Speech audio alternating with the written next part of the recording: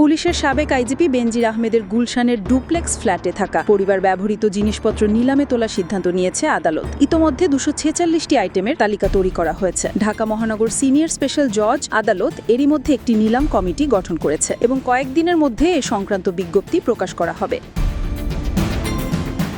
কমিটির একজন সদস্য বলেন, তালিকা করতে গিয়ে মনে হয়েছে আমরা যেন মার্কোস ও ইমেলদা মার্কোসের সম্পদের তালিকা করছি। তিনি আরও বলেন, এ যেন বেনজির দম্পতির সঙ্গে ফিলিপিনের মার্কোস দম্পতির রাশি জাতকের মিল।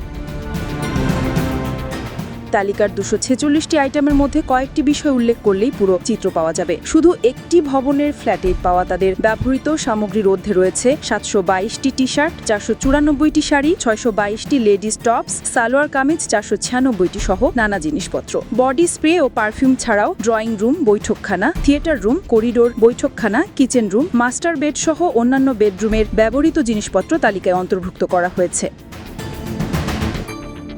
অনুসন্ধান টিম জানিয়েছে, পুরো ফ্ল্যাটে 19টি ফ্রিজ রয়েছে, এসি রয়েছে, সব মিলিয়ে 100 টন। সুইমিং পুলে ব্যবহৃত আধুনিক সুযোগ সুবিধা সহ বিভিন্ন ইলেকট্রনিক সামগ্রী রয়েছে ফ্ল্যাটে। ফ্ল্যাটের খাট, dressing table, dining table, sofa, chair, আলমারি, ওয়ার্ড্রপ সহ মূল্যবান সামগ্রী নিলামের বাইরে রাখা হয়েছে। এগুলোর বিষয়ে পরবর্তী সময়ে আদালতের নির্দেশনা অনুযায়ী ব্যবস্থা নেওয়া হবে।